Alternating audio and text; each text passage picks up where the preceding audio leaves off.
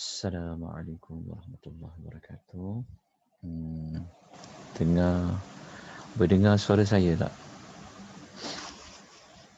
Nota nampak? Datuk Nurul ada tak, Datuk? Datuk Nurul ada? Okey. Kita mulakan. Ya, boleh dengar suara saya, moga-moga. Okey. Tak nampak Okay.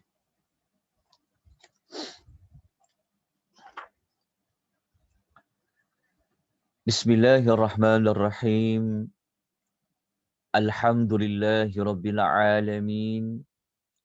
Wassalatu wassalamu ala ashrafil anbiya'i wa khatamil mursalin. نبينا وقدوتنا وقرة أعيننا محمد بن عبد الله الهادي الأمين وعلى آله وصحبه أجمعين ومن سار على هديهم إلى يوم الدين.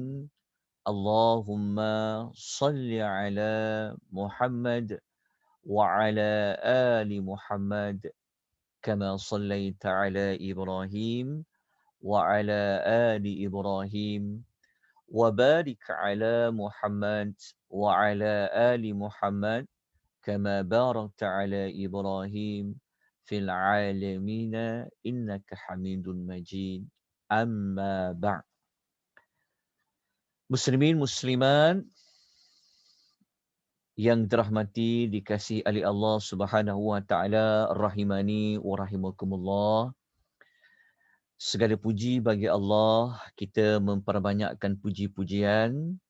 Kita juga melafazkan rasa syukur kita kepada Allah. Pada pagi ini kita berada pada sebaik-baik hari, iaitu hari Jumaat. Kita berada pada 18 Ramadan. Semoga kita semua diberikan rahmat oleh Allah. Allah Ta'ala menerima segala amal-amal soleh yang kita lakukan sepanjang bulan Ramadan ini. Semoga kita semua dilapangkan dada oleh Allah, dipermudahkan pengisian kita pada pagi ini, yang mana kita akan menyambung kembali kuliah hadis yang terdapat di dalam kitab Riyadhus Salihin, yang mana pada minggu lepas kita menangguhkan satu kelas, dan pada minggu ini alhamdulillah kita dapat menyambung semula bacaan hadis. Kemudian kita nak mengambil seberapa banyak teladan, pengajaran, petunjuk daripada hadis-hadis Nabi sallallahu alaihi wasallam. Semoga usaha kita yang sedikit ini menunjukkan kita ini cinta kepada Rasulullah sallallahu alaihi wasallam, yang mana cinta ini termasuk di antara ciri-ciri orang yang beriman kepada Rasul. Semoga kita layak mendapat syafaat dari Rasulullah sallallahu alaihi wasallam. Kita pada pagi ini insya-Allah kita akan belajar 4 bab. Kita akan belajar 4 bab daripada bab-bab yang terkandung dalam kitab Riyadhus Salihin.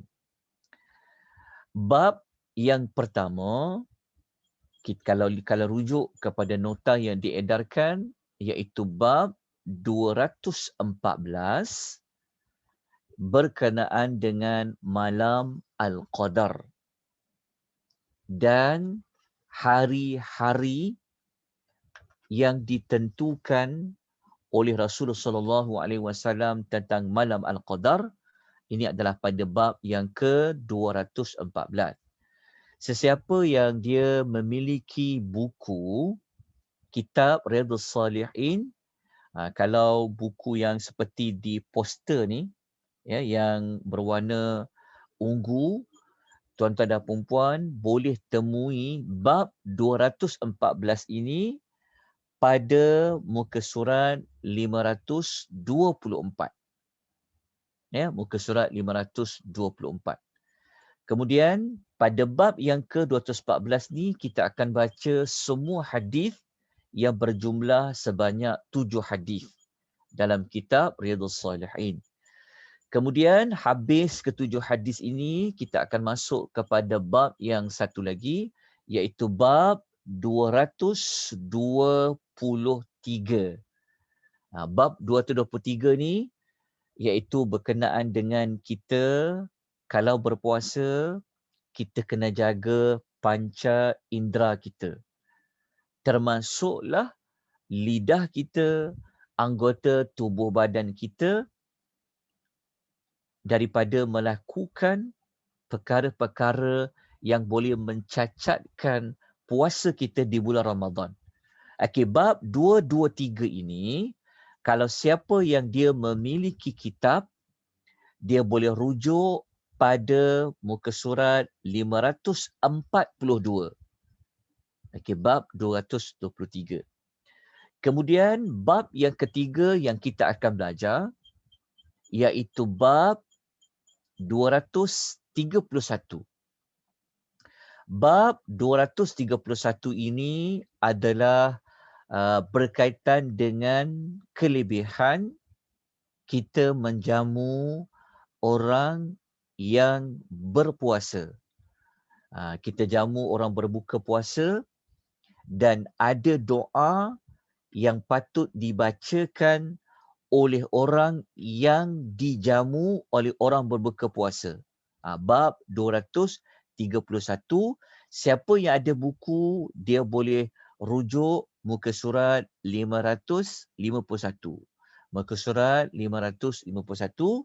Kemudian kita terus kepada bab yang berikutnya, bab 232 berkenaan dengan kelebihan i'tikaf.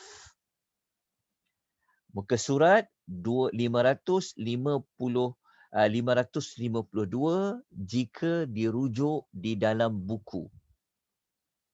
Bab 232 ni ada 3 hadis yang dikongsikan oleh Al-Imam Nawawi dalam Riyadhus Salihin.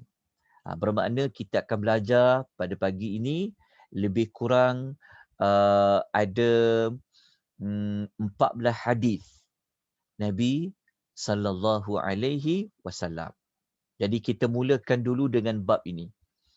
Sebelum bab yang Lailatul Qadar, kita letak dia bab yang kedua terakhir. Jadi kita belajar terlebih dahulu tentang bab menjaga lidah dan anggota badan ni terlebih dahulu. Iaitu bab 223, nota muka surat nombor 7. Minta maaf ya, nota diberi saat-saat yang akhir. Kita tengok bab 223.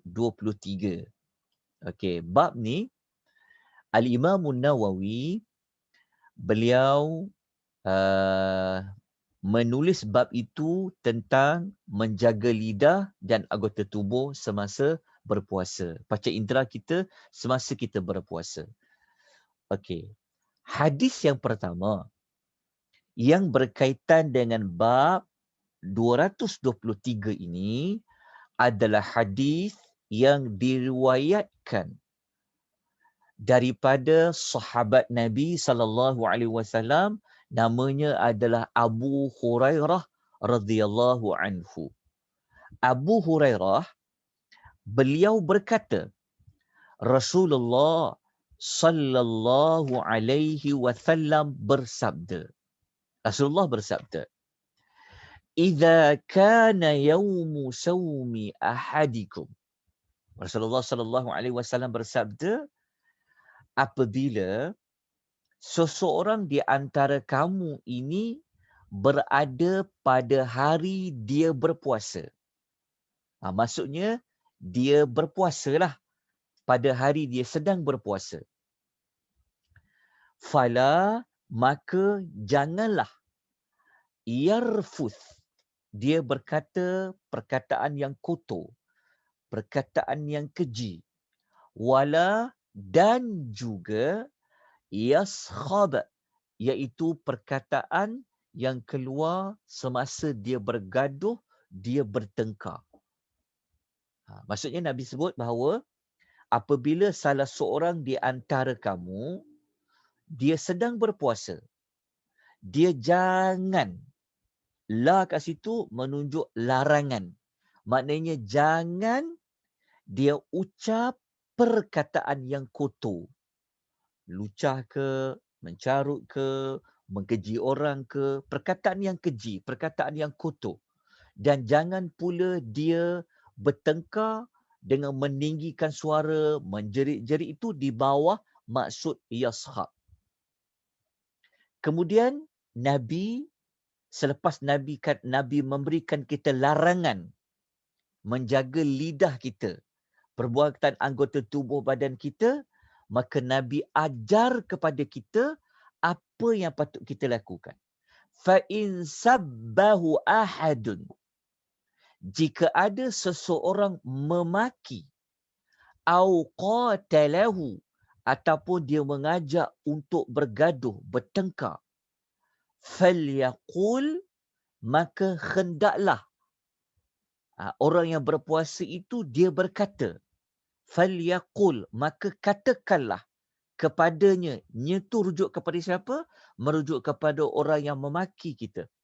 Orang yang bergaduh dengan kita, kita katakan, inni shaimun.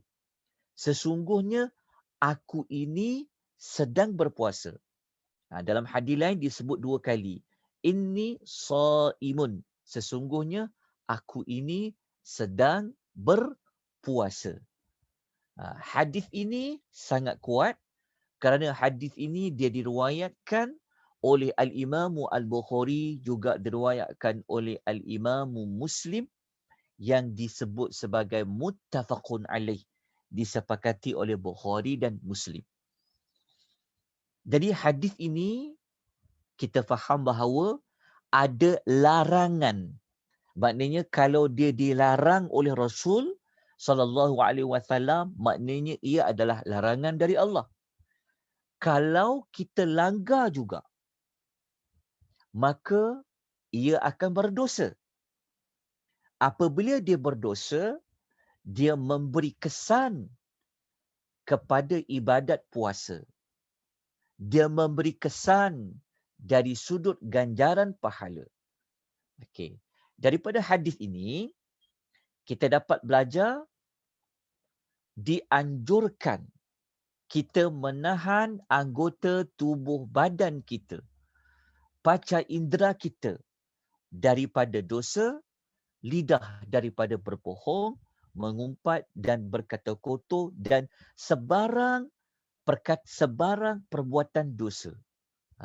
Dia bukan sekadar pada lidah saja, tetapi kepada semua anggota tubuh badan. Okey, ini hadis yang pertama. Okey, apa impak dia jika masih lagi nak berkata kotor, nak berbuat dosa dengan lidah, dengan anggota badan dia? Maka hadis yang kedua ada menerangkan kesan dia jika tak juga menjaga lidah dan panca indera dia daripada berbuat dosa sedangkan dia berpuasa, yang mana hadis kedua ini datangnya masih lagi perawi yang sama, iaitu Abu Hurairah radhiyallahu anhu, yang mana Nabi sallallahu alaihi wasallam bersabda, "Man lam yada' qaulaz-zur", sesiapa yang dia tidak dapat meninggalkan ucapan dusta, wal amala bihi, dan dia terus mengamalkan dustanya itu, falaysa lillahi, maka bagi Allah itu tidaklah hajatun, berhajat, fi ayyada'a ta'amahu wa syarabahu, dia yang berpuasa tadi meninggalkan makanan dan minumannya. Maknanya hadis riwayat Bukhari ini Nabi kata, kalau mulut kita masih lagi tak berhenti untuk berbuat dosa di bulan Ramadan, maka tak payahlah puasa. Hadis tu kata, maka tak perlulah dia tak makan, tak perlulah dia tak minum. Maknanya, Nabi kata, kalau macam tu tak payahlah dia berpuasa. Bukan bermakna Nabi suruh kita ini tidak berpuasa. Tetapi hadis ini memberikan ancaman, amaran, kalau lidah ini masih lagi nak berbuat dosa seperti berkata bohong, maka dia diancam seolah-olah dia tidak dapat pahala dalam dia berpuasa. Pengajaran hadis ini ancaman gugurnya pahala puasa. Kenapa dia berpuasa tapi dia tak dapat pahala? Sebab apa? Sebab dia masih lagi tidak meninggalkan perbuatan dusta melalui lidahnya sedangkan dia berpuasa. Hadis ini kita biasa dengar, diingatkan selalu bahawasanya kenapa sampai orang berpuasa tapi dia tak dapat pahala. Ada hadis lain kita pernah dengar kan, Nabi beritahu, rubba sha'imin, kebanyakan orang yang berpuasa ini laisa min siyamihi ilal ju'i wal 'atas. Dia ini tak dapat apa-apa melainkan dia dahaga dan dia itu lapar dan dahaga. Maknanya Allah tak bagi pahala dia. Sebab apa tuan-tuan? Okey, dia punya kisah dia punya kesimpulan dia sebenarnya, kalau kita buat dosa mulut, kita buat dosa daripada mata, kita buat dosa daripada tangan, lepas tu kita berpuasa nak dapat pahala, dibimbangi bahawasanya dosa yang dia buat itu melebihi pahala dia berpuasa. Itu ada kaitan tentang berbuat dosa. Jadi apabila dosanya banyak daripada pahalanya, maka rugilah dia berpuasa. Sebab sepatutnya berpuasa boleh dapat ganjaran pahala, tapi dalam masa yang sama, dia berbuat dosa yang menyebabkan dosa tadi itu menghapuskan pahala puasanya.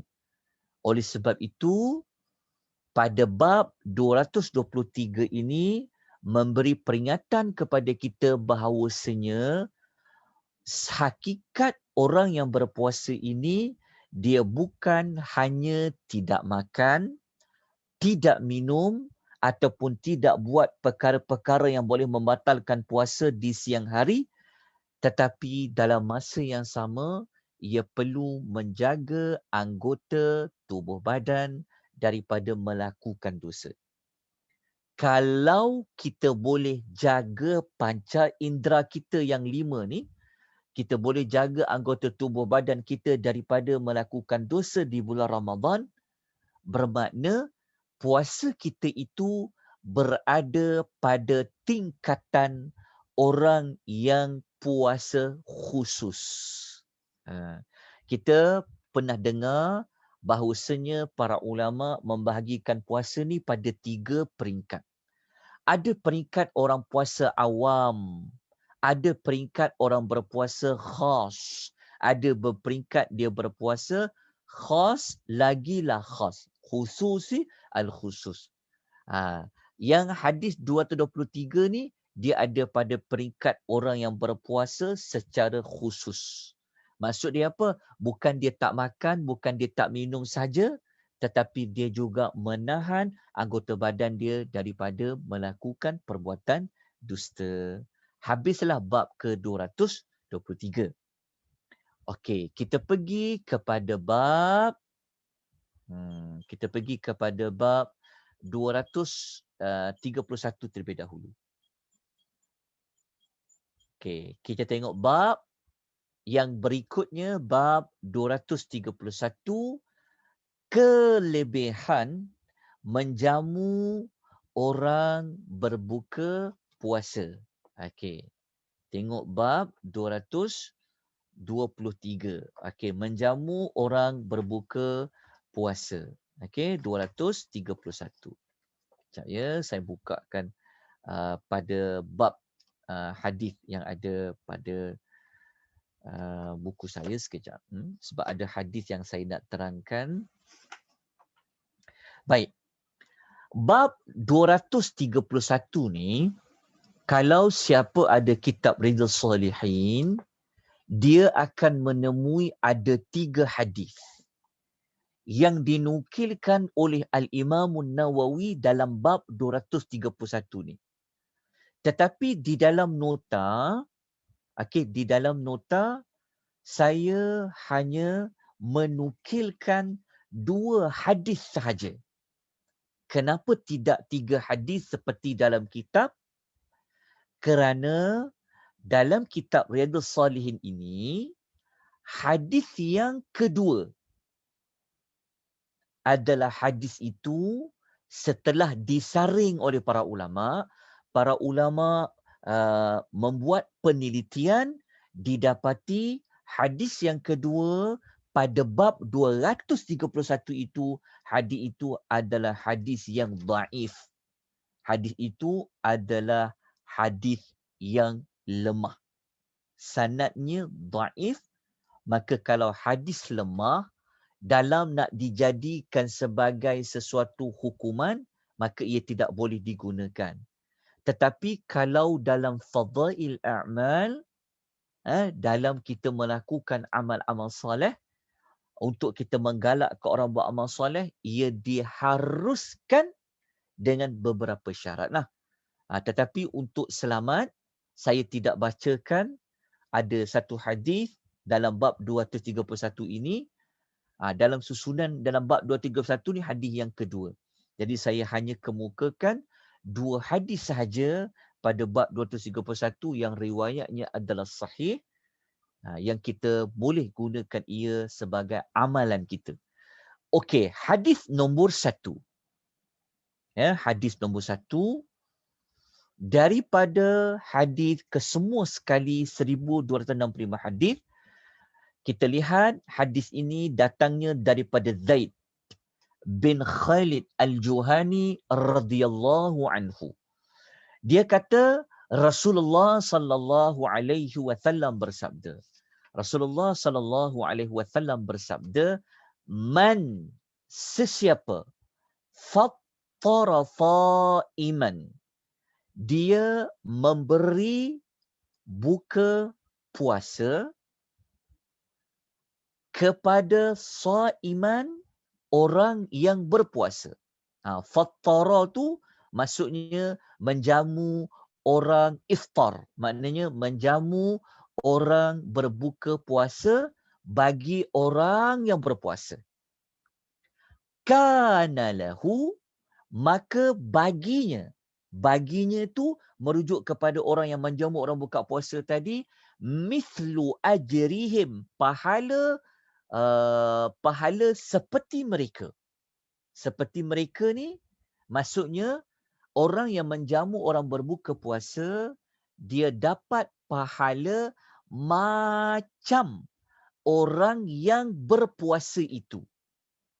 Min ghairi an yanqusa min ujurihim syai'a, tanpa dikurangi sedikit pun pahala orang yang berpuasa itu. Hadis riwayat Tirmizi. Makna hadis ini, part yang pertama kita faham. Kalau kita jamu orang yang berpuasa untuk dia berbuka puasa, hadis ini dia tidak sebut dengan apa. Kalau dia jamu orang tu buka puasa hanya dengan secawan air, dapat kelebihan dalam hadis ni. Termasuk kalau kita menjamu orang berbuka puasa dengan sebutir tamar, sebiji tamar, pun dapat juga. Pahalanya sama seperti hadis ini. Maknanya contoh, kita berikan orang itu berbuka puasa dengan 1 botol air mineral. maka orang yang membeli, yang memberi satu botol air mineral tadi kepada orang yang berpuasa itu, dia dapat pahala orang yang dijamu berbuka puasa tadi itu. Dan orang yang berpuasa tadi, pahala dia tidak kurang sedikit pun lah. Bukan bermakna orang yang menjamu orang berbuka puasa tu dia ambil semua pahala orang berpuasa tu. Sampai ke orang berpuasa tu tak ada pahala. Tidak begitu maksud hadis tu. Maksud dia dapat pahala macam orang itu berpuasa. Maksudnya kalau kita jamu orang berbuka puasa, kita dapat seperti dua orang berpuasa lah. Pertama, kita berpuasa. Yang kedua, orang tu berpuasa, kita dapat pahala dia. Bayangkan kalau kita jamu 2 orang, dapat pahala macam 2 orang berpuasa. Kalau kita jamu 10 orang, kita dapat pahala puasa 10 orang berpuasa. Kalau kita menjamu 100 orang, dapat pahala 100 orang berpuasa. Bayangkan kalau kita lihat, kalau kita menjamu orang sekarang ni kan tak boleh nak buat iftar jama'i kan. Tapi kalau sebelum pandemik ataupun kita pergi tengok, kalau kita pergi buat umrah di bulan Ramadan kan, Masya Allah, ambillah peluang untuk menjamu orang-orang berbuka puasa di Masjid Nabawi ke, di Mekkatul Mukarramah kan. Sebab tu berebut-rebut orang menjamu orang berbuka puasa. Bayangkan kalau ada 10,000 orang yang berpuasa, kita jamu dia berpuasa, kita dapat pahala puasa 10,000 orang. Jadi ambil manfaat pada kelebihan menjamu orang berbuka puasa. Okey, pengajaran hadis yang kita dapat belajar, sudah tentulah dianjurkan kita menjamu orang berbuka puasa, dan pengajaran yang kedua pun sama seperti yang telah kita ulas pada hadis tadi. Okey, kita pergi kepada hadis yang kedua. Hadis kedua ini dia khusus bagi orang yang telah dijamu dia berbuka puasa tadi, dia nak doakan apa kepada orang yang memberi dia makan tadi. Anas radhiyallahu anhu, dia pernah mengatakan bahawasanya Rasulullah pernah pergi rumah Sa'ad bin Ubadah radhiyallahu anhu. Masa tu Nabi berpuasa. Maka Sa'ad dia menjamukan Nabi, dia menjamu kepada Nabi SAW adalah bi khubzin, iaitu roti, wa zaitin, dan juga minyak zaitun, minyak dengan roti. Macam kita, kalau kita kan ada planta ada apa? Ada planta kan, sapu dengan roti. Maka Nabi pun ada minyak yang khas dibawa dengan roti tadi. Fa'akala, lalu Nabi pun menyantaplah roti dengan minyak itu. Selepas Nabi berbuka, Nabi SAW bersabda, ni sebenarnya adalah doa. Walaupun ayat ni dia tidak bentuk bunyinya seperti doa, tapi sebenarnya ayat ni dia adalah doa. Nabi kata, aftara indakumus saimun wa akala ta'amukumul abrar wa sallat alaikumul malaikah. Maka Nabi kata, telah berbuka di sisi engkau wahai Sa'ad bin Ubadah, orang yang berpuasa. Makananmu telah dimakan oleh orang-orang yang baik, dan para malaikat memohon keampunan untuk kamu. Kita boleh baca doa ini. Aftarat alai indakumus saimun wa akala ta'amukumul abrar wa sallat alaikumul malaikah. Kita boleh ambil doa ini. Dan contohnya kalau ada orang hantar makanan kepada kita, kan, siapa-siapa pun, maka kita cakap dekat dia bukan sekadar jazakumullahu khairan, tapi kita boleh ucap dengan doa ini selepas berbuka puasa lah. Kan, kita nak kata terima kasih banyak-banyak kerana belanja saya makan berbuka puasa pada malam ni. Saya nak doakan aftara indakumus saimun. Sampailah habis. Jadi pengajaran hadis riwayat Abu Daud ini Yang pertama disunahkan. Sebab Nabi sendiri doakan Sa'ad bin Ubadah. Apatah lagi kita sunnah Rasulullah, kita doakan orang yang menjamu kepada kita berbuka puasa tadi. Lepas tu kita mendoakan kebaikan kepada orang yang telah mengorbankan wang ringgit dia, makanan dia, dan kita mendoakan orang itu supaya tidak putus-putus mendapatkan kebaikan. Dalam masa yang sama kita dapat belajar pada hadis ini rupa-rupanya ada malaikat yang kerjanya adalah memohon keampunan kepada orang-orang yang melakukan amal-amal soleh seperti mana menjamu orang lain berbuka puasa. Dia bukan sekadar kita dapat pahala menjamu orang berbuka puasa, dapat pahala seperti orang tu berpuasa, tetapi kita juga telah didoakan oleh para malaikat doa supaya orang yang menjamu orang berbuka puasa itu Allah Ta'ala memberikan pengampunan terhadap dosa-dosa yang dia lakukan. Jadi tuan-tuan catat pada bab 231 itu ada dua lah kelebihan dia. Kelebihan pada dapat pahala seperti orang berpuasa, lepas tu mendapat doa keampunan daripada para malaikat. Okey, habislah pada bab 231. Kita terus kepada bab yang pertama. Kita pergi kepada bab yang mula-mula kita sebut tadi, bab 214. 214 bab keutamaan Lailatul Al-Qadar, iaitu kita menghidupkan malam itu dengan ibadat. Okey. Ada 7 hadis semua sekali yang dinukilkan oleh Al-Imam Nawawi. Mari kita baca pada hadis yang pertama. Okey, hadis pertama ni adalah hadis yang berkaitan tentang menghidupkan malam Al-Qadar itu nak buat apa. Maka hadis yang pertama, kalau kita lihat pada hadis yang pertama ni, dia sebenarnya hadis pertama ini dia datangnya daripada Abu Hurairah radhiyallahu anhu. Yang mana Nabi sallallahu alaihi wasallam bersabda.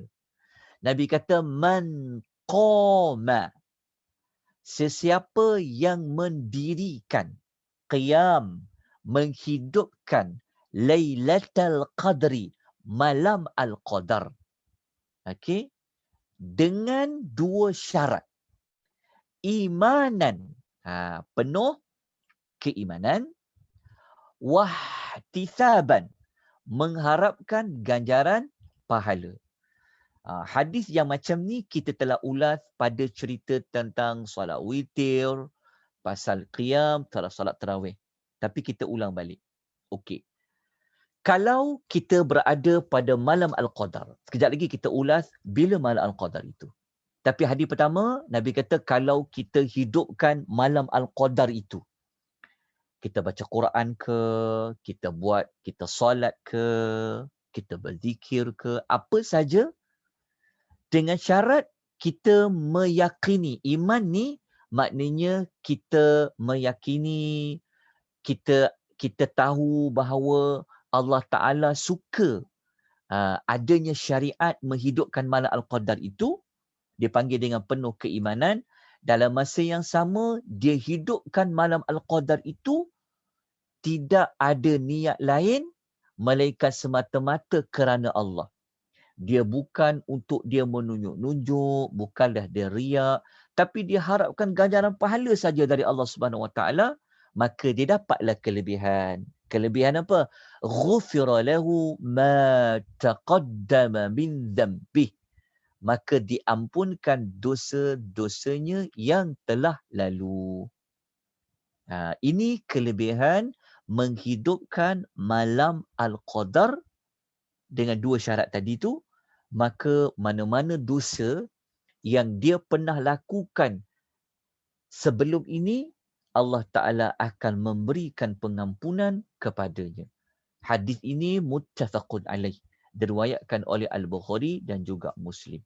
Jadi pengajaran hadisnya apa? Kita sedia maklumlah keutamaan malam Al-Qadar. Okey. Hadis yang berikutnya. Okey. Hadis yang berikutnya, saya tak nak baca dulu yang kedua, kita pergi dulu hadis yang ni. Kita pergi dulu pada hadis yang ketiga dulu. Boleh kita baca yang ketiga dulu. Okey, nanti kita baca yang kedua. Okey. Hadis yang ketiga. Okey, nanti kita baca hadis kedua tu. Hadis ketiga ni datangnya daripada Aisyah radhiyallahu anha. Bab 231 ni nanti kita akan jumpa banyak Aisyah cakap, Aisyah meriwayatkan. Dia kata Rasulullah sallallahu alaihi wasallam ni dia biasa i'tikaf 10 malam terakhir Ramadan. Ni nanti bab i'tikaf kita belajar bab last sekali nanti sekejap lagi. Okey, masa Nabi i'tikaf tu Nabi SAW pernah bersabda, yang mana Aisyah kata Nabi bersabda, taharrau lailatul qadri. Taharrau ni maknanya carilah. Lailata malam al-qadri al-qadar fil ashri pada 10 malam al-hawakhir yang terakhir min Ramadan pada bulan Ramadan.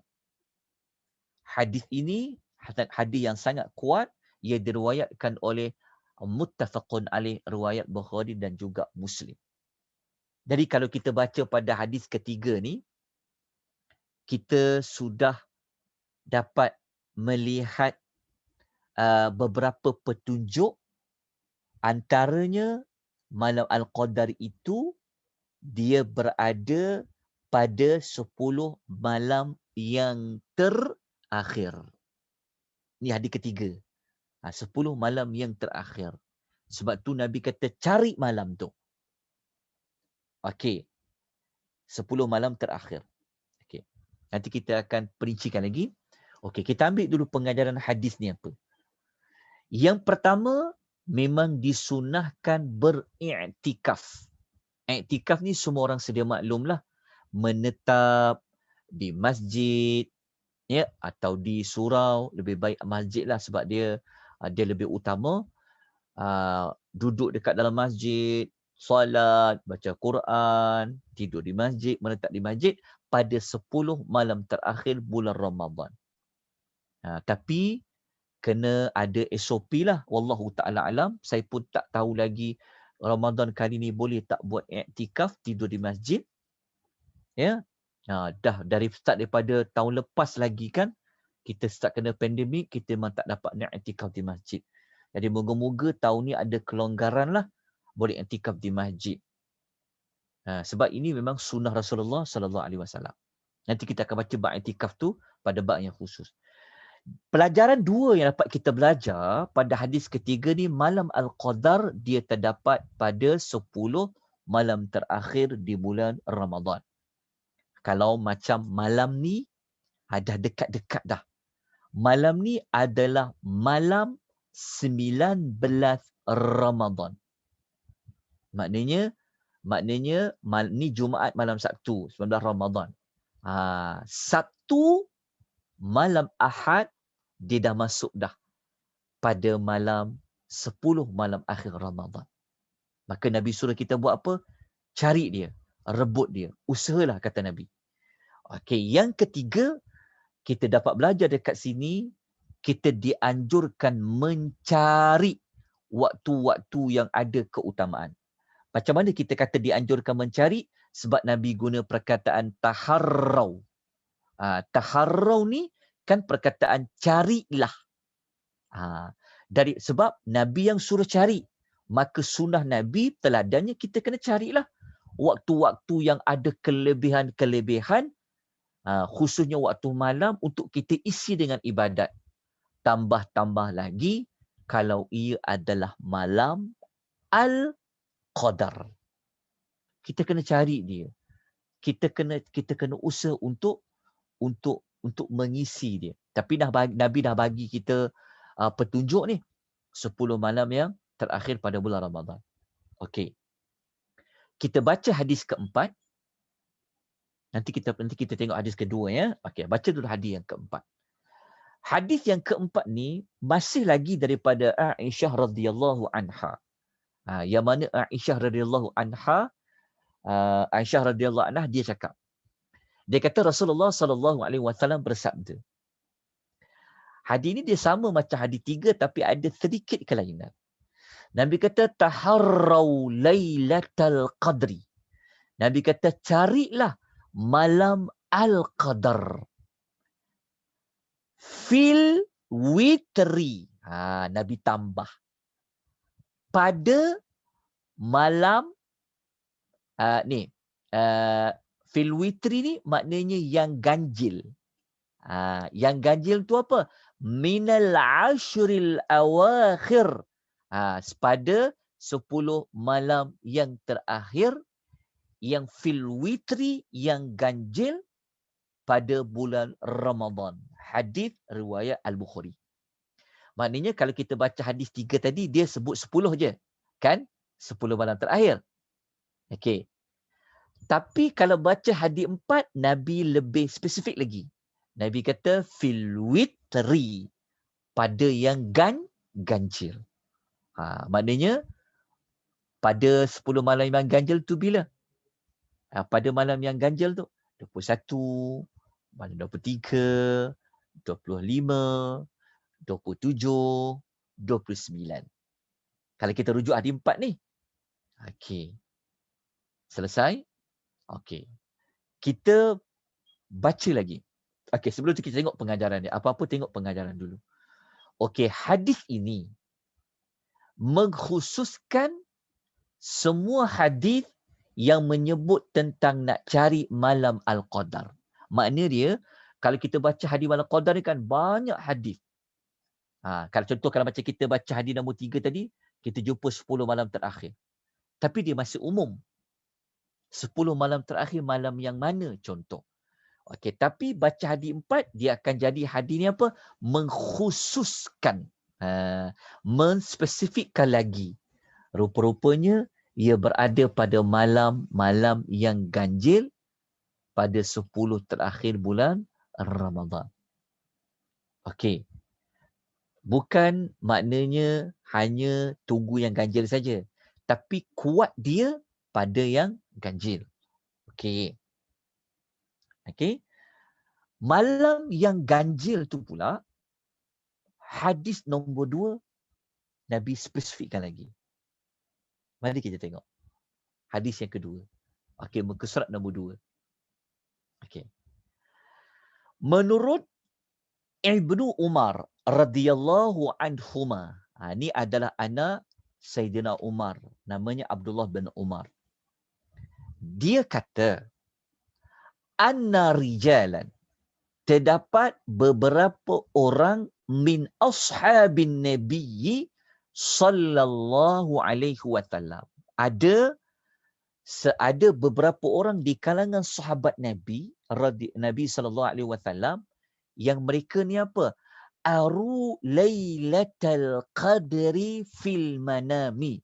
Ada beberapa ya, bukan seorang tau. Ada beberapa orang sahabat Nabi, mereka pernah dinampakkan malam Al-Qadar pada mimpi mereka. Okey, mereka pernah dinampakkan tentang malam Al-Qadar fil manami, di dalam mimpi mereka. Bila? Cuma saya minta tuan-tuan padam. Nabi kata fi sab'il awakhir, bukan malam ke-27. Pada malam, ni padam. Yang ni tolong padam. Bukan malam ke-27 dalam hadis ni.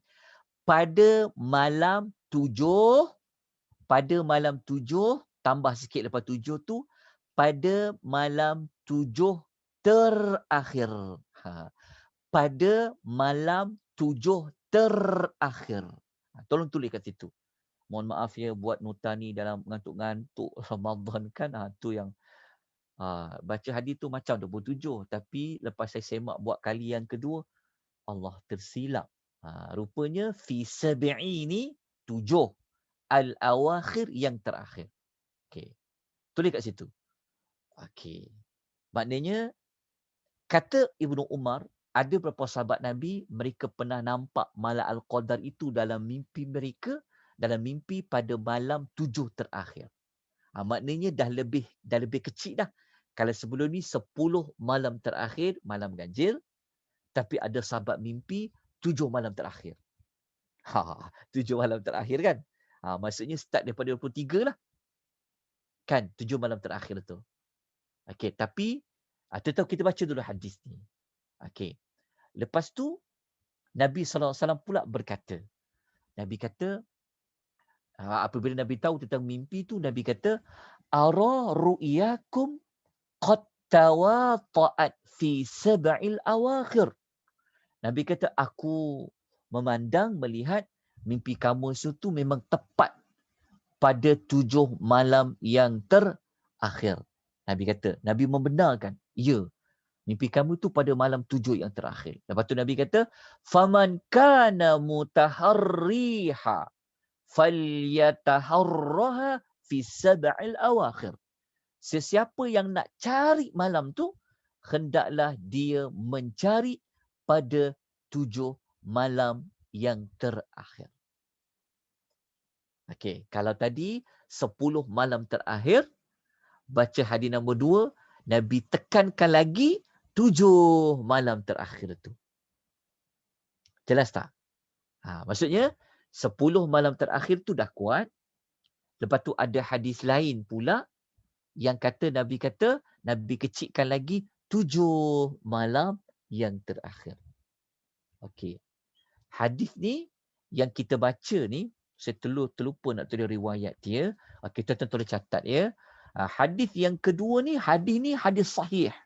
Muttafaqun alaih. Hadis yang disepakati oleh Al-Bukhari dan Muslim. Sebab penting tahu status hadis tu. Okey, dah tulis? Okey.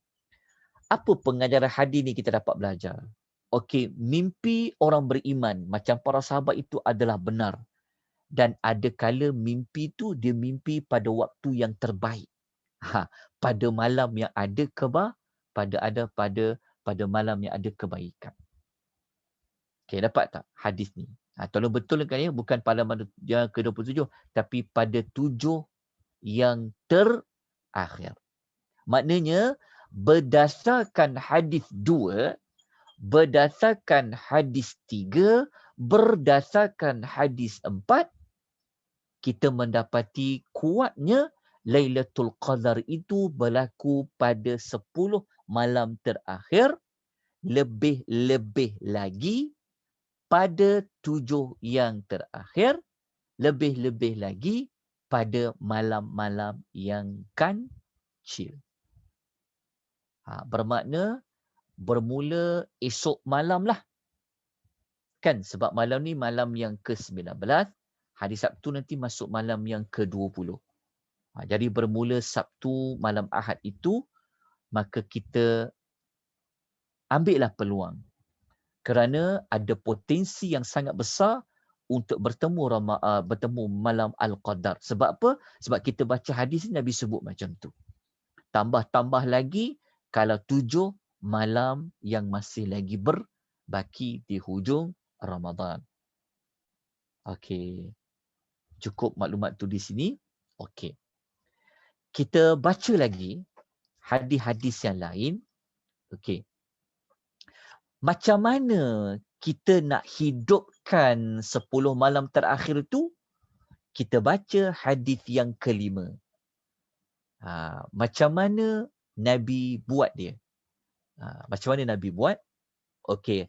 Kata Aisyah radhiyallahu anha, Okey, dia kata kana nabiyyu sallallahu alaihi wasallam, adalah Nabi sallallahu alaihi wasallam, idza dakhala al-ashril awakhir, apabila memasuki 10 hari terakhir bulan Ramadan. Nabi buat apa? Ahya laila. Ini pertama, Nabi ini saya tertinggal ni. 1, 2, 3. 1, 2. Okey, dekat sini. Tapi saya terbalik terjemahan dia. Kat sini. Nabi menghidupkan malam tu. Maksudnya 10 malam terakhir tu Nabi giatkan lagi dia beribadat. Maksudnya Nabi ambil kesempatan 10 malam terakhir tu, Nabi lebih giatkan lagi beribadat. Okey, lepas tu Nabi buat apa lagi? Wa aiqadha ahlahu. Nabi menggerakkan ahli keluarganya bangun. Okey, lepas tu Nabi buat apa lagi? Wajadda wa syaddal mi'zara. Nabi bersungguh-sungguh dengan Nabi mengikat kainnya. Mengikat kain ni maksudnya Nabi dia menjauhi isterinya. Sebab apa? Maksudnya Nabi dia nak fokus. Dia tak nak bersama dengan isterinya pada 10 malam terakhir. Maksudnya Nabi nak fokus, tak nak ada gangguan lah. Okey, so Nabi dia akan ikat kainnya. Okey. Ada 3 benda Nabi buat. Nabi giat beribadat, Nabi gerakkan ahli keluarga dia bangun, dan Nabi sungguh-sungguh dalam mengikat kainnya. Okey, kenapa? Sebab kalau kita baca hadis tadi, kerana ada potensi dapatnya Lailatul Qadar. Maknanya tak nak miss malam tu dengan Lailatul Qadar. Okey. Hadis ini kita dapat belajar apa? Tengok ya, kita dapat belajar tentang macam mana ciri-ciri ibadat Nabi SAW. Nabi kalau buat ibadat, Masya Allah. Sungguh-sungguh Nabi, giat Nabi ni. Dan tengok betapa sabarnya dia dalam melakukan ibadat. Okey. Lepas tu di sini kita belajar, disunnahkan, disunnah. Ejaan dia pun dah macam dah terlebih sikit ni, ngantuk buat nota ni Ramadan ni. Okey, disunahkan melazimi dalam kita buat satu perkara ibadah, khususnya pada waktu-waktu ni lah. Sebab tu kalau Nabi ni masuk je seperti Ramadan, Nabi akan buat macam tu. Macam tu juga dengan kita. Okey, yang ketiga, kita dapat belajar apa? Kita dituntut ajar ahli keluarga tu sama-sama bangun buat ibadat 10 malam terakhir ni. Lepas tu suruh dia solat ke, suruh dia baca Quran ke, dan sebagainya. Okey, nampak hadis yang ke-5. Okey, ini Nabi buat. Menghidupkan 10 malam terakhir dia. Okey. Mari kita baca hadis yang ke-6, kita akan dapati lagi macam mana Nabi buat ibadat tu. Ini hadis ke-6 ni dia memperincikan lagi hadis nombor 5. Kata Aisyah radhiyallahu anha, dia kata, kana Rasulullah sallallahu alaihi wasallam, Rasulullah sallallahu alaihi wasallam ni yajtahidu fi Ramadan. Dia akan bersungguh-sungguh beribadat di bulan Ramadan, ma la yajtahidu fi ghairihi, tidak macam pada bulan-bulan yang lain, wa fil ashril awakhir minhu, tambah-tambah lagi 10 malam yang terakhir Ramadan, baginda bersungguh-sungguh ma la yajtahidu fi ghairihi, tidak seperti malam-malam yang bukan malam 10 malam terakhir. Maknanya hadis yang ke-6 ni, Aisyah ialah isteri Nabi kan, sudah tentu dia tahu suami dia buat apa, Rasulullah. Maka dia cerita pada kita, Nabi ni kalau masuk bulan Ramadan, dia punya ibadat dia memang tak sama seperti malam-malam yang bukan bulan Ramadan. Bukan selain pada bulan Ramadan. Dan apabila masuk pula 10 malam terakhir Ramadan, Nabi lebih giat lagi, berbeza dengan 20 hari yang sebelum itu yang ada pada bulan Ramadan. Okey, kenapa? Giat Nabi itulah yang Aisyah kata tadi tu. Dia gerakkan ahli keluarga dia, dia ikat kain dia tadi tu. Kenapa tuan-tuan dan perempuan? Sebab kita tahu kan, kita dah baca hadis nombor 2, 3, hadis nombor 4 tadi, kerana adanya malam Al-Qadar. Bayangkan Rasulullah ni yang dah jamin syurga dah oleh Allah. Yang Allah dah jamin dia semua dosa dia diampunkan jika dia melakukan kesalahan. Pun Nabi cari malam Al-Qadar tu.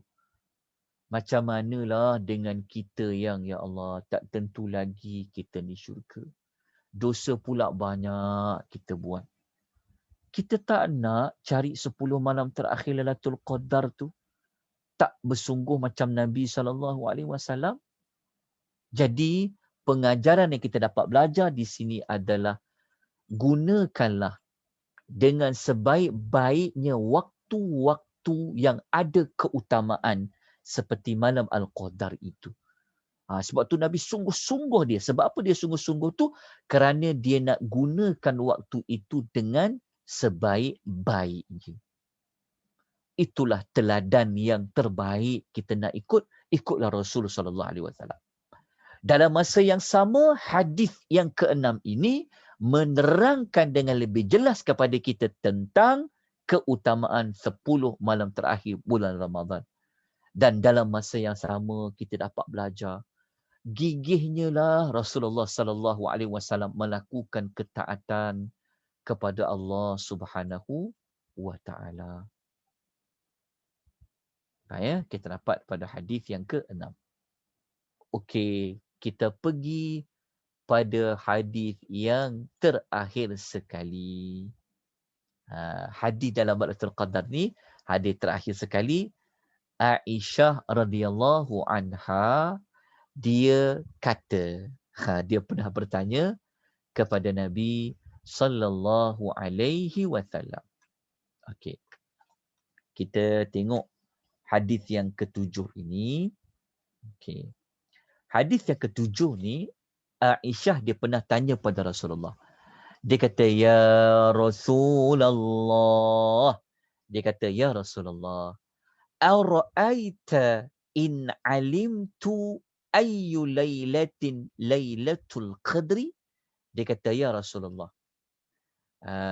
beritahulah kepadaku, ataupun apakah pandangan engkau jika aku tahu salah satu malam tu adalah Lailatul Qadar.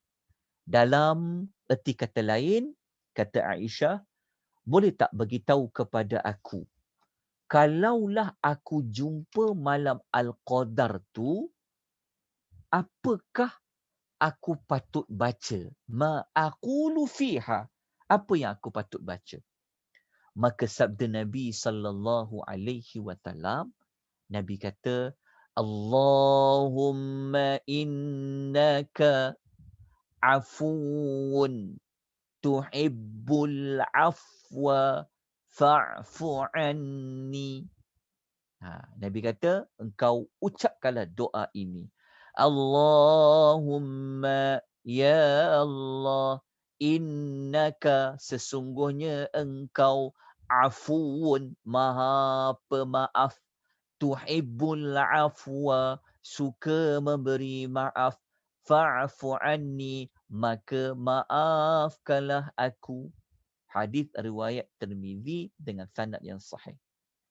Inilah doa yang kita patut baca pada malam Al-Qadar. Kalau kita Allah Ta'ala berikan kita, memang Allah nampakkan kita Al-Qadar tu, kita boleh bacakan doa ini. Tapi doa ni juga boleh dibaca bila-bila lah. Khusus lagi pada malam Al-Qadar. Baik, apa pengajaran hadis Aisyah tentang doa tadi tu? Yang pertama, ni nombor 4 ni sebab dia sambung tadi tu. Saya sambung daripada yang kat sini. Okey, tak apa. Tuan-tuan tolong baiki ya. Okey, yang maksud kalau kita nak letak yang keempat ni, kalau kita gabung hadis 7 dengan hadis 6 lah. Okey, kita tengok. So, dia jadi yang pertama lah. Okey, yang pertama, malam Al-Qadar dia ada tanda-tanda. Macam ni kita kata cerita tanda? Sebab Aisyah tanya. Dia kata, ya Rasulullah, kalau aku dapatkan malam Al-Qadar. Kenapa dia kata kalau aku jumpa malam Al-Qadar tu? Bermakna malam Al-Qadar tu boleh tahu. Nampak ada tanda sebab Aisyah tanya. Kalau tanda malam Al-Qadar tu, maksudnya kalaulah Al-Qadar itu dia tidak ada tanda, tentulah Nabi kata, kau tak akan tahu punya malam Qadar tu bila kan, tanda dia. Tapi Nabi tak jawab sebut macam tu, cuma Nabi ajar dia tentang doa tadi. Maknanya, tanda malam Al-Qadar ni sebenarnya ada. Tetapi tidak semua orang boleh tahu tandanya itu. Sebab yang tanya tadi adalah Aisyah radhiyallahu anha. Okey. Yang berikutnya, dalam sesuatu perkara yang kita ada kemusykilan, kita bertanyalah kepada orang yang lebih mengetahui. Macam Aisyah, dia tanya siapa?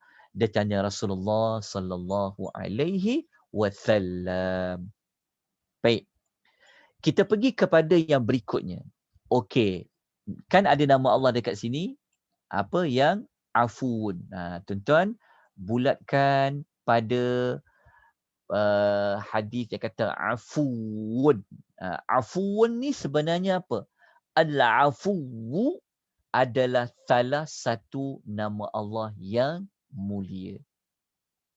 Al-afuwu ni adalah nama Allah yang mulia yang dia dikaitkan dengan Allah Ta'ala boleh memadamkan dosa-dosa yang kita lakukan. Dia bukan sekadar Allah Ta'ala tu menutup dosa itu, tetapi Allah Ta'ala boleh memadam dosa-dosa yang dilakukan kerana nama Allah Afuun ataupun Al-Afuwu. Kalau tak ada alif lam, kita baca Afuun. Baik. Yang berikutnya, kenapa doa ni Nabi ajar doa ni je? Kenapa tak doa minta murah rezeki ke? Kenapa Nabi tak ajar doa yang lain-lain ke? Pengajaran dia sebenarnya memohon akhirat itu, kebaikan akhirat itu didahulukan daripada memohon kebaikan dunia. Bukanlah Nabi nak kata tak boleh doa apa-apa pada malam Al-Qadar tu minta dunia. Tak. Tapi Nabi doakan dulu, mintalah ampun kepada Allah, minta maaf kepada Allah. Itu lebih kita utamakan daripada permintaan dunia. Baik, kita teruskan yang terakhir. Alhamdulillah. Baik, kita pergi yang berikutnya, yang pengajaran yang terakhir. Apabila seorang hamba itu, kita dapat rasa, kita tahu contoh macam kita tahu itu adalah waktu mustajab, ataupun kita dapat rasa lain macam je malam ni, ataupun kita rasa macam, yalah, hati yang bersih ni dia boleh rasa kan, dia dengan khusyuk dia, dengan tawaduk dia tadi tu, dia dekat dengan Allah, maka pada waktu-waktu tu, maka dia gunakanlah untuk dia menampakkan kefakiran dia, cenderung hatinya kepada Allah. Maksudnya apa? Maksudnya waktu tu, ambillah kesempatan untuk berdoa dengan sebaik-baik doa. Macam Nabi ajarlah, kan? Nabi kata macam ni kan. Dia kalau kita faham doa ni, macam doa itu mengangkat Allah Ta'ala, ya Allah, Engkau Maha Pemaaf, Engkau suka nak bagi maaf, maka ampunkanlah aku. Jadi pengajaran daripada hadis ini, kan, maka para ulama mengatakan kalau kita berada pada waktu yang mustajab, contoh macam kita waktu sahur kan, waktu sahur tu waktu yang memang waktu mustajab doa. Di antara waktu yang mustajab doa, maka kita doalah sungguh-sungguh. Cara kita doa ni, kita doa menunjukkan kita ini perlukan Allah. Kita ni tidak ada apa-apa kalau Allah tidak berikan kita rahmat. Itu maksud dia. Doalah dengan penuh kesungguhan. Maka habislah hadis tentang malam Al-Qadar dan hadis-hadis yang lain. Kan? Betul tak? Habis tak semua hadis ni? Kan? Ada tak hadis tertinggal lagi? Oh, ada satu lagi hadis lagi kan? Okey. Kita baca bab terakhir sekali ya. Okey, bab yang terakhir sekali adalah bab i'tikaf. Nak habis dah. I'tikaf ni ada 3 hadis je. Okey. Kenapa nak kena i'tikaf?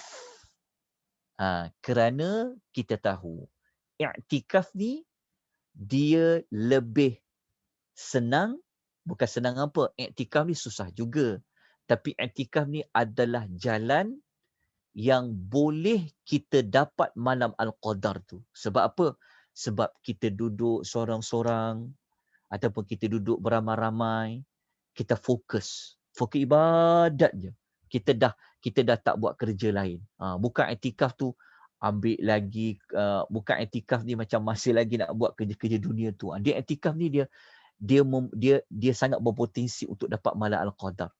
Sebab kita mengasingkan diri kita dengan segala pekerjaan. Kalau tidak, ada je kerja kat rumah nak buat, betul tak? Nak buat kuih rayanya, nak buat inilah, nak buat itulah. Tapi kalau kita i'tikaf ni, kita fokus.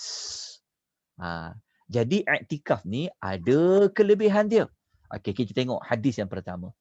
Daripada Ibnu Umar radhiyallahu anhuma, ya, dia kata Nabi sallallahu alaihi wasallam. Okey, hadis ni. Okey, bab berapa? Bab 232. Okey. Saya macam tertinggal hadis ni sikit terjemahan sekejap ya. Saya tengokkan bab 232. Okey. Okey, bab 232 ni kita baca dulu. Bab i'tikaf. Okey. Bab i'tikaf ni, okey. Hadis pertama ni Ibnu Umar. Dia kata, okey, okey. Ya, saya dengar ada suara. Okey. Hadis ni Ibnu Umar kata macam ni. Dia kata kana. Saya tertinggal dekat hadis ni, tapi dekat terjemahan dia betul. Okey, maksud dia Rasulullah sallallahu alaihi wasallam, Nabi ni ya'takifu, dia selalu i'tikaf. Bila al-ashral awakhir, pada 10 malam terakhir bulan Ramadan. Ni kita tahu macam Aisyah sebut tadilah. Nabi selalu i'tikaf. Masuk bulan Ramadan, sejak pertama Ramadan itu difardukan, Nabi i'tikaf. 10 malam terakhir Nabi i'tikaf. Nabi i'tikaf. Ini kata Ibnu Umar. Maknanya para sahabat nampaklah Nabi i'tikaf tu.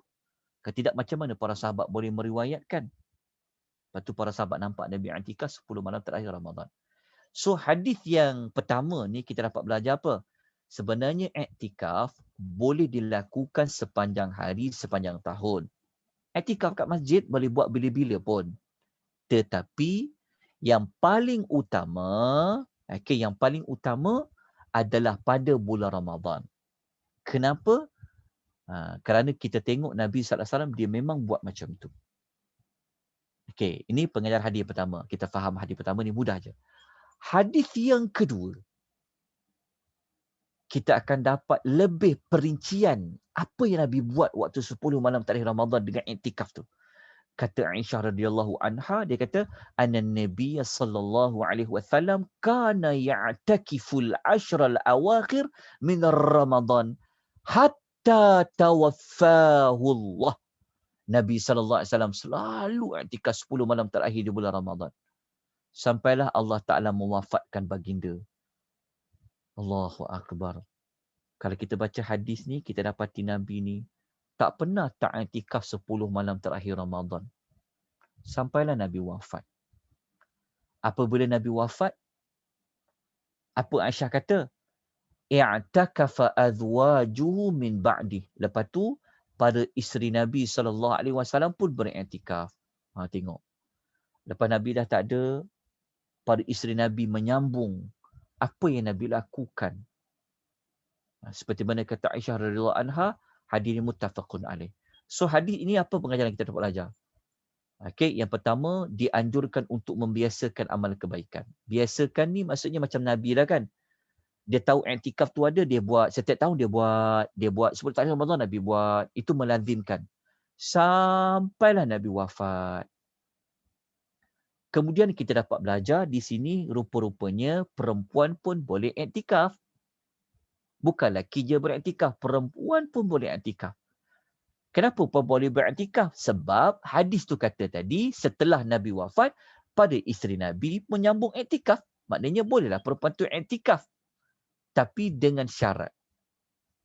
Maksudnya kalau dengan syarat, dia boleh iktikaf lah, nak seorang pun boleh, dengan suaminya boleh. Kalau dia pergi bersendirian pun boleh. Tapi dengan syarat, kena dapat izin wali dia. Lepas tu dengan syarat, dia tidak boleh bawa kepada fitnah. Lepas tu pula, tidak bercampur dengan mana-mana lelaki. Maksud dia, perempuan tu boleh dah iktikaf. Tapi kenalah ada izin daripada suaminya ataupun daripada kalau pada walinya. Lepas tu, jangan sampai menimbul fitnah pula. Contohnya mungkin masjid tu macam tak ada orang, macam yelah kan, bimbang juga kan, seorang-seorang, perempuan lain tak ada. Lepas tu jauh pula masjid tu daripada orang ramai ke dan sebagainya, maka kalau dibimbangi bahaya sebagainya, maka jangan. Tetapi boleh tak perempuan tu iktikaf? Jawapannya boleh. Macam isteri Nabi dia sambung. Lepas Nabi dah wafat, mereka menyambung iktikaf. Dalam masa sama dapat apa kita dapat belajar? Ya Allah, betapa gigihnya para ummahatul mukminin. Ummahatul mukminin ni maknanya ibu bagi orang-orang yang beriman. Gigihnya para ummahatul mukminin dalam menghidupkan sunnah Nabi SAW.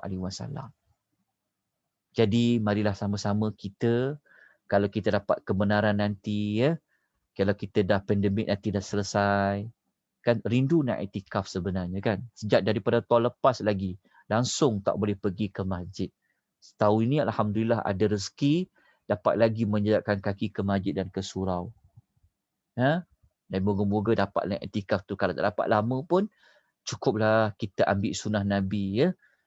Sambung sunnah Nabi SAW. Tanda cinta kita kepada Rasulullah dengan kita buktikan. Dan hadis yang terakhir sekali untuk pada pagi ini, apa kata Abu Hurairah radhiyallahu anhu? Dia kata Nabi SAW selalu i'tikaf setiap 10 malam terakhir Ramadan. Maknanya samalah seperti yang kita baca tadi kan.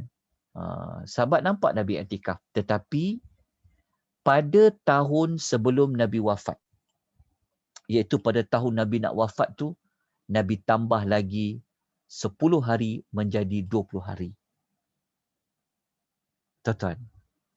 Maksudnya, Nabi nak wafat pada tahun dia nak wafat tu, Nabi tambah lebih banyak. Bukan 10 hari. Kalau sebelum Nabi wafat tu kan, Nabi buat 10 malam terakhir, Nabi itikaf 10 hari, 10 hari, 10 hari, 10 hari. Kan Aisyah kata sampai Nabi wafat. Tapi apabila baca hadis ni, rupa-rupanya pada tahun terakhir itu, Nabi iktikaf sebanyak 20 hari. Sebab Nabi meninggal pada bulan Rabiul Awal. Pada hari Isnin, Rabiul Awal. Rabiul Awal, Rabiul Akhir, Jamadil Awal, Jamadil Akhir, Rejab, Sya'ban. Maknanya tahun yang sebelum itulah Nabi tambah jadi 20 hari. Riwayat Bukhari. Apa yang kita dapat belajar daripada hadis ini? Nombor satu, seakan-akan Nabi SAW mengetahui bahawa ajalnya telah dekat. Apabila ajalnya telah dekat, dia buat apa? Dia memperbanyakkan amal kebajikan.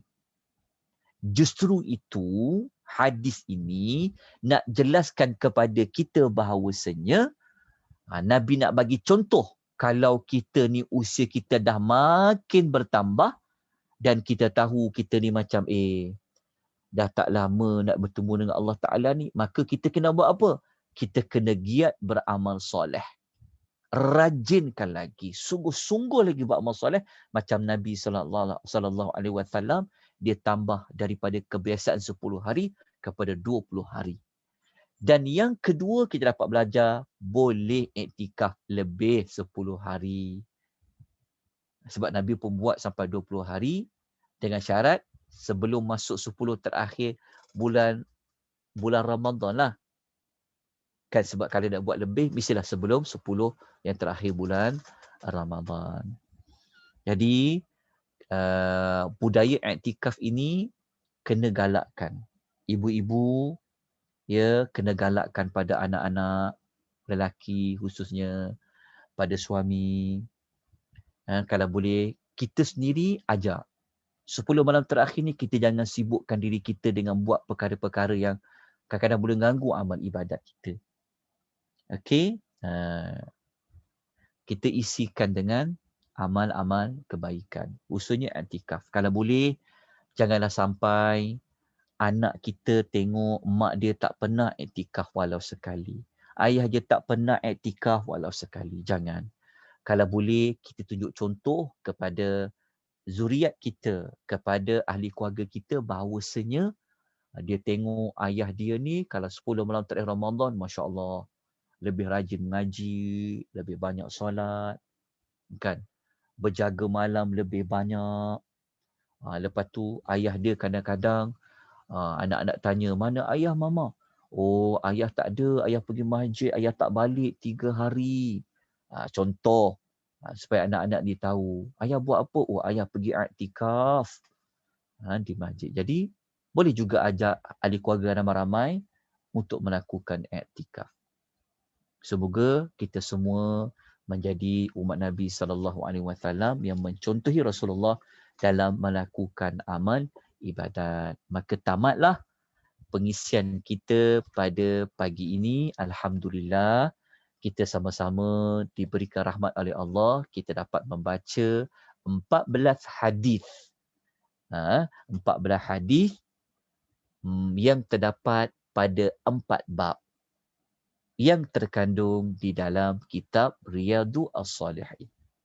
InsyaAllah, minggu hadapan kita akan sambung lagi beberapa hadis-hadis Nabi yang lain. Jadi, kalau ada soalan ke nak tanya, bolehlah tanya. Kalau tak ada, kita berhenti di sini, kita sambung kemudian. Okey, jap. Ada yang bertanya soalan tu. Assalamualaikum. Waalaikumsalam warahmatullahi wabarakatuh. Apa bedanya? Jap. Ada yang tanya. Apa bezanya doa untuk minta ampun diajar pada malam Al-Qadar daripada istighfar yang kita baca biasa? Okey, sebenarnya sama saja dari sudut kandungan memohon keampunan itu. Cuma ada bezanya pada nama Allah Al-Husna tu. Maksud dia apa? Maksudnya